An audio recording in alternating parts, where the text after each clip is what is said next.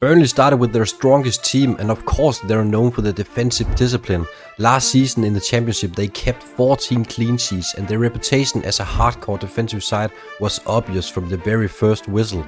There was no doubt about their intentions: sit deep, frustrate Liverpool and hope to escape with a point. Liverpool started without Isaac today, and instead they put in Gakpo, Ekitike and Salah up front. Because of Frimpong's latest injury, they chose to put Szoboszlai as a right back, which he handled perfectly against Arsenal. As a surprise, he can play anywhere on the pitch. Liverpool had plenty of time on the ball in the early stages, moving freely across the pitch, but as soon as they entered the final third, Burnley shut them down.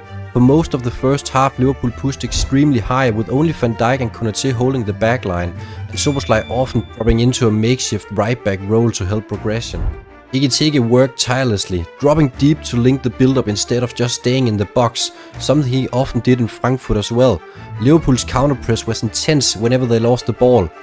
Burnley, meanwhile, defended with a 5-man backline and 4 midfielders rotating side by side, closing every channel. Salah and Wirtz attempted numerous crosses, but Ekitike isn't dominant in the air despite his height. This was exactly the type of game Liverpool really missed Alexander Isak. Burnley never attempted to build through the thirds. Every time they regained possession, it was a long ball forward, hoping to catch Liverpool out, but even Szoboszlai tracked back and shut things down on the right. This was the picture of the team that came for 1 point and nothing more. At 12 minutes in, you could see it clearly. Burnley had the ball high up with no pressure, space on both flanks, but within 7 seconds they forced all the way back to the goalkeeper. Dubravka launched hopeless long balls, but against VanDijk and Konaté, those aerial duels were a lost cause. Liverpool regained possession almost immediately, and Burnley automatically dropped back into their shell. There was no attempt to counter-press, no desire to win the ball high. Then came the 15th minute. Chukwu longed in with a nasty tackle on McAllister. And honestly, how is that not a straight red card?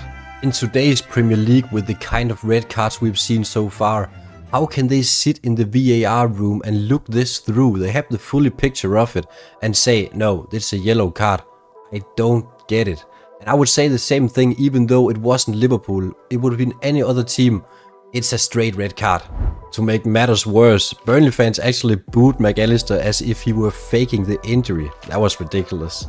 By halftime, Burnley had taken 7 goal kicks, every single one going long, every single one wasted. Liverpool, on the other hand, already had 200 completed passes compared to Burnley's 47. What I really liked from Liverpool was their willingness to challenge through central runs, rather than just constantly going wide.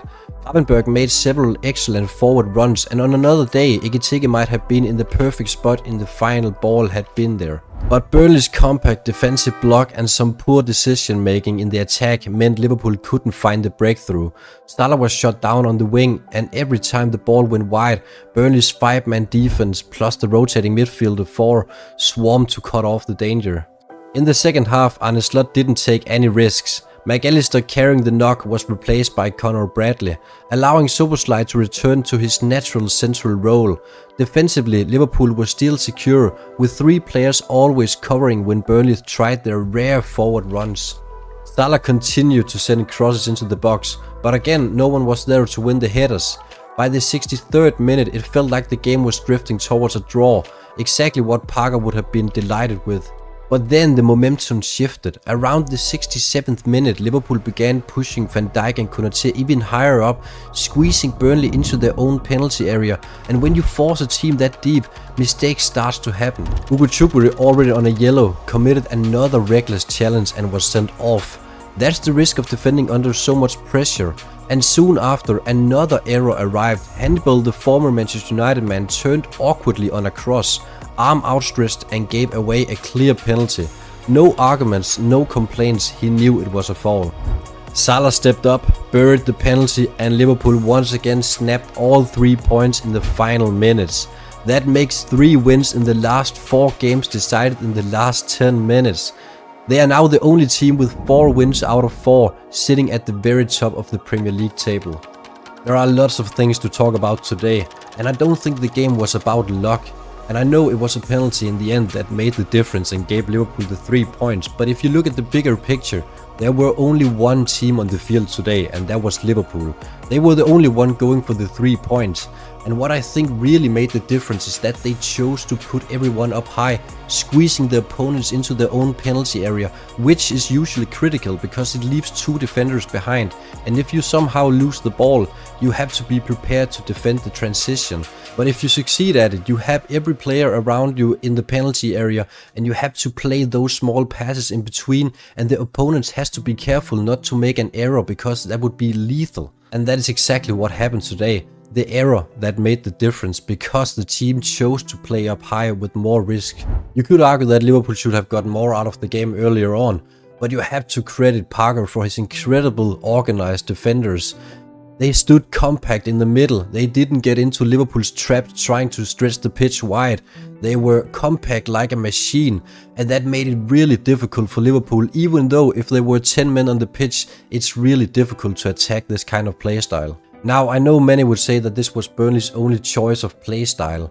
To drop deep with 10 men, sit back and forcing long balls in hope to get through with one goal score opportunity.